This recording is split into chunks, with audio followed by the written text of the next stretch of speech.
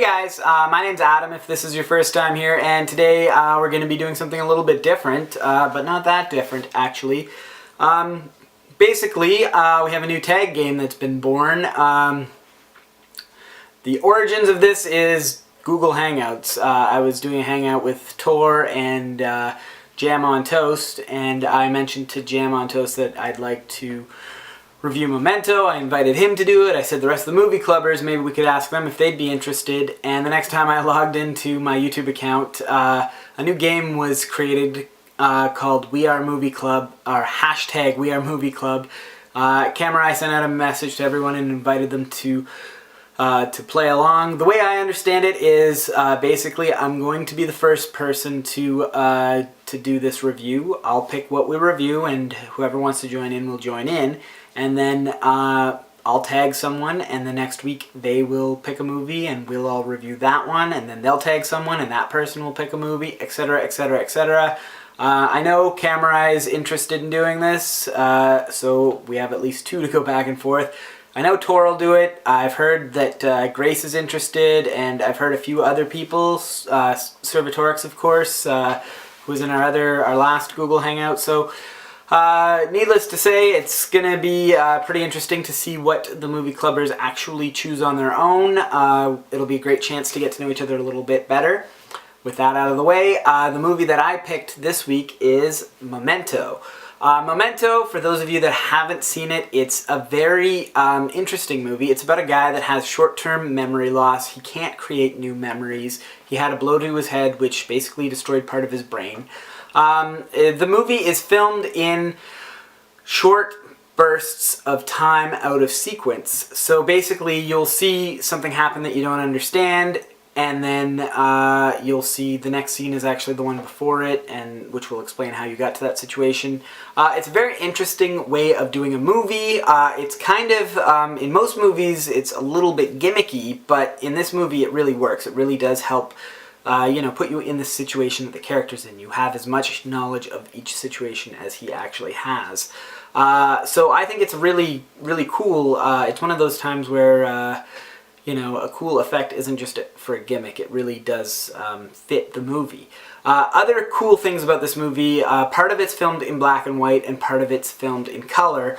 And when the transition between the two moments meet and it goes from the color parts to the black and white parts, our main character has taken a Polaroid, which is what he uses to remind himself of things instead of his memory, and as the color is fading into the Polaroid, it comes into the scene. Very cool, very awesome. This was also Christopher Nolan's sort of breakout film. This was what got him noticed by most people. Everyone I know that sort of knew Nolan before The Dark Knight, this is the movie, well, I mean, of course, Inception was just before it, but this is the movie that everyone knew him from before that.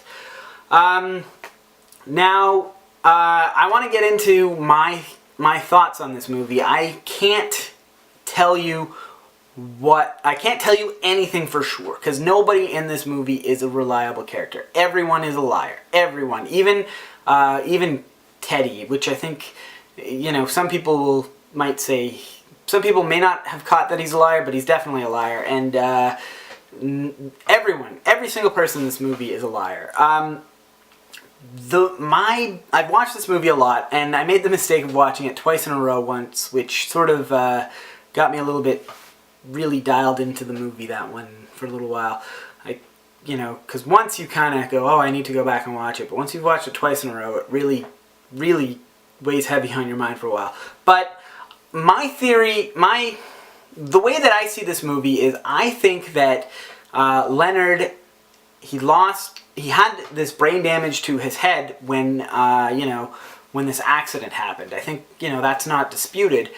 I think that once he sort of got out of the hospital, his brain basically healed, and now his disease is just psychosomatic. I think that now he's perfectly capable of creating new memories, and now that his mind has sort of healed, he's in basically what I would call a transition phase, where he's come to realize that he's responsible for the death of his wife, and his way of dealing with that is kind of reverting back to this stage where he doesn't acknowledge that he can make new memories. He's basically a little bit crazy. He's so dialed into this that you can see just how committed he is to this idea, because he can't handle the idea that he could be responsible for his wife's death. He can't cope with it. So my stance is that the speech at the end that Teddy says is the truth, that he's not lying. I don't think that he has any motivation for lying, because really, in 5 minutes, Leonard would have forgotten what he was mad at Teddy for anyway. So there's no reason to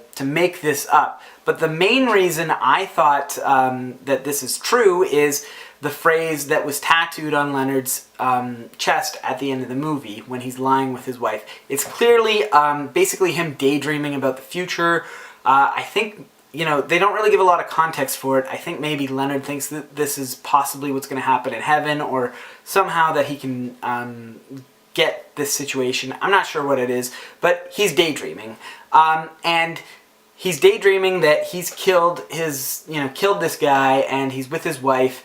To me, if he actually has this short-term disease, there's no way that he could have that much knowledge in his brain at that time, particularly with all the things that are going through his head. We know that anxiety causes his memories to fade quicker, and I don't even really know if all of that information was even provided in that scene. I mean, some of it would have been, but, I'm not sure. And there's a lot of inconsistencies. Sometimes he seems to be aware of his condition when it's strange. I know he has that Remember Sammy Jenkins thing on his hand, but a lot of inconsistencies I found. He just seemed to have a little bit more knowledge than I thought in a lot of scenes, so I think it's psychosomatic. That's just my stance on it. There's a lot, really. I think that every time you watch this movie, you're gonna pick up something. It's gonna be a different movie each time. For instance, this time I watched it and I noticed that Natalie, she talks about Teddy and another cop that's been coming around the bar, basically looking for Leonard, and she prints out a picture of Teddy, doesn't recognize him, says he might have been in the bar a few times. She asks Leonard if he's Teddy, and she also mentions this cop. Makes me wonder if maybe the cop that was calling Leonard in his hotel room was not Teddy. And another thing that supports that is when Leonard finally decides to stop answering his phone, the next scene you see him in his hotel room in black and white, he's got a cup up to the wall, and the phone is ringing off the hook. So it's like the cop is desperately trying to get to him, and something's going on in the room next to him. Possibly a cop in the next room. I don't really know. I'm sure next time I see it, I'm going to see something that's going to completely discredit that theory, maybe every other theory I had, and spawn a new one. That's what's really great about this movie, though. The replay value, I guess as it's called. So now back to We Are Movie Club. I'm supposed to tag someone. I think it's only right, since he's the one that sort of put all the work in, to tag Jam on Toast. I asked Camerai, or Chris, as you might know him, I asked him what movie he'd like to do next, and he said Red vs. Blue, which I believe is a series. So next week we're going to watch Red vs. Blue for Camerai, and then he's going to tag someone over at Jam on Toast. Thanks for watching, and I hope you have a good day.